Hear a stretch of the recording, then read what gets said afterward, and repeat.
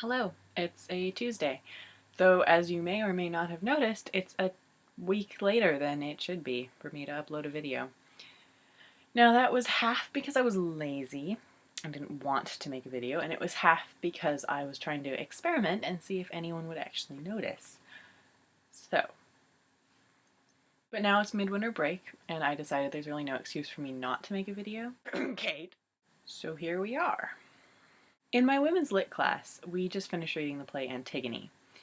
Now, it's a tragedy. I was really intrigued by the character of Haman. Now, the basic storyline of Antigone is you've got Antigone, main character, and her sister Ismene, and two brothers, Polynices and Eteocles. Now, Polynices and Eteocles fight and kill each other, and Eteocles was protecting the city, whereas Polynices was I don't really know what he was doing, but he was kind of like trying to destroy the city or something. It's kind of unclear on exactly what was going on there. So the King Creon buries Eteocles, gives him a hero's burial and everything, but then he's like, no, we're just going to leave Polynices out to be eaten by crows and wolves and stuff.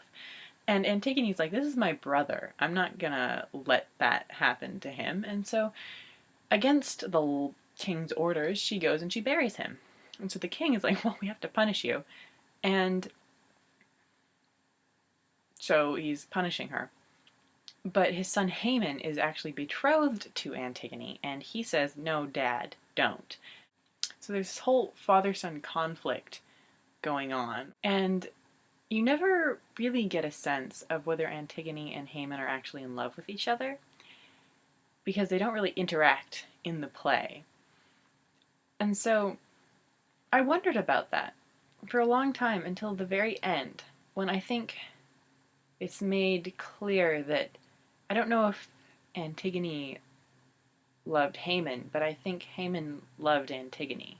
Because there's this scene when Antigone has hung herself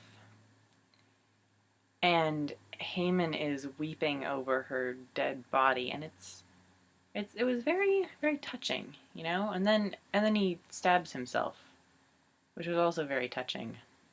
So I think there was a lot more they could have done development-wise in that play, between the relationship between those two characters. And I know it wasn't really what the play was about, but I think more time could have been spent on showing the relationship between them. Are they just betrothed, or, do they love each other? Who knows?